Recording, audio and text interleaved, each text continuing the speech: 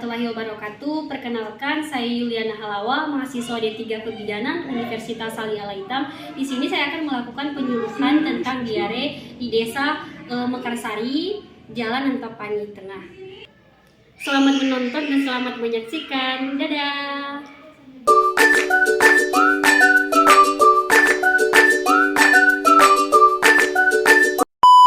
Ibu pernah dengar apa itu diare? Diare itu apa?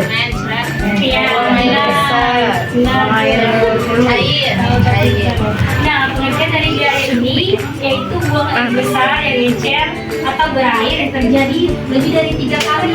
Terjadi ketika kita tidak menjaga kebersihan, pola makan, dan kebiasaan yang kita lakukan tuh misalnya kita mengonsumsi makanan yang kurang matang, itu bisa terjadi juga. Kemudian kalau misalnya makan itu harus cuci tangan ibu-ibu ya. Nah, pencegahannya tuh ada di sini ya. Pencegahannya itu menerapkan kebiasaan pola hidup sehat dan bersih, yaitu mencuci tangan. Ibu-ibu tahu cuci tangan yang benar itu seperti apa? Tahu dong. Tahu, pintar.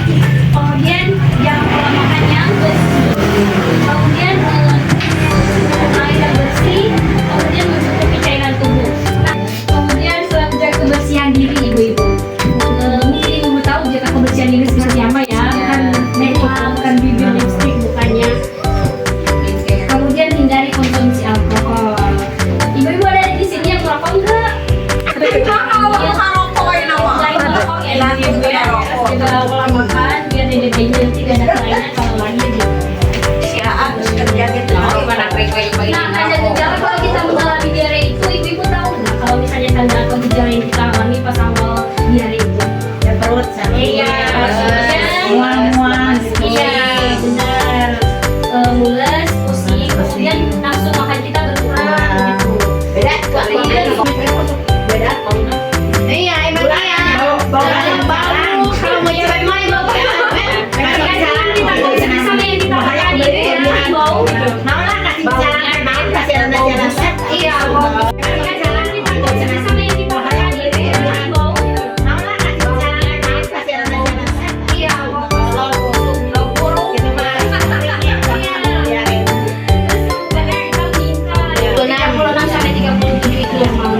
Kalau dari situ itu paling itu udah tinggi gitu, udah demam.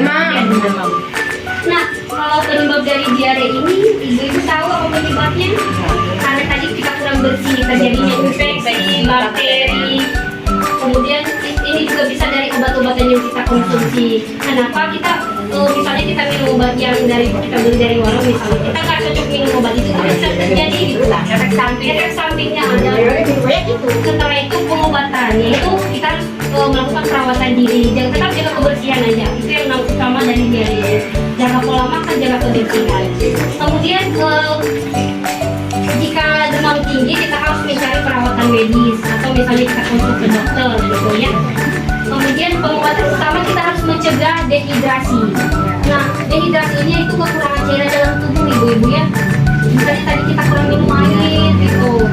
Misalnya cuma hanya sebotol sehari, kita kan nggak banding di dalam tubuh kita. Jadi mungkin kita harus mencukupi kekurangan darah. Jadi Mau darah air, air. Dari airnya, kenapa nggak air putih? Jangan itu air putih. Apalagi ibu darah tinggi tadi. Boleh. Kalau ibu hipertensi boleh minum teh, tapi jangan ada yang boleh. Iya, meningkat jadi itu aja kawan. Kemudian kalau jika kondisi lebih serius, kita harus konsul ke dokter. Kita harus minum obat sesuai yang diresepin oleh dokter atau bidan. Nah, dari materi yang saya sampaikan ini ibu-ibu ya, kita harus menjaga kebersihan ya. Pokoknya kita harus jaga kebersihan, pola makan, terus pola kehidupan setiap harinya kita harus menerapkan. Jangan kebiasaan buruk dibawa kebiasaan setiap harinya. Dari materi yang saya sampaikan ada yang perlu ditanyakan ibu-ibu? Sudah jelas. Kayaknya mana lagi?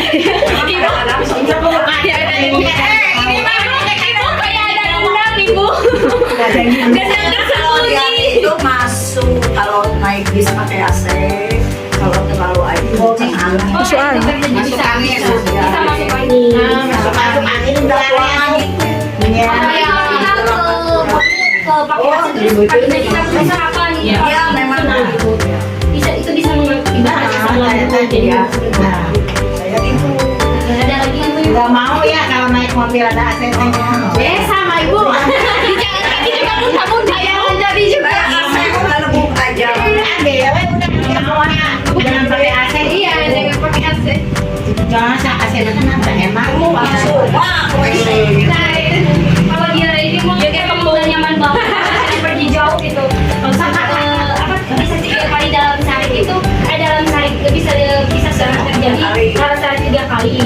Jadi kalau misalnya kita pergi dari keluar, kita nggak nyaman banget kalau kita lagi mengalami diare. Makanya ada yang kurang kayak celana, boleh gerwa jadi boleh ketemu. Jadi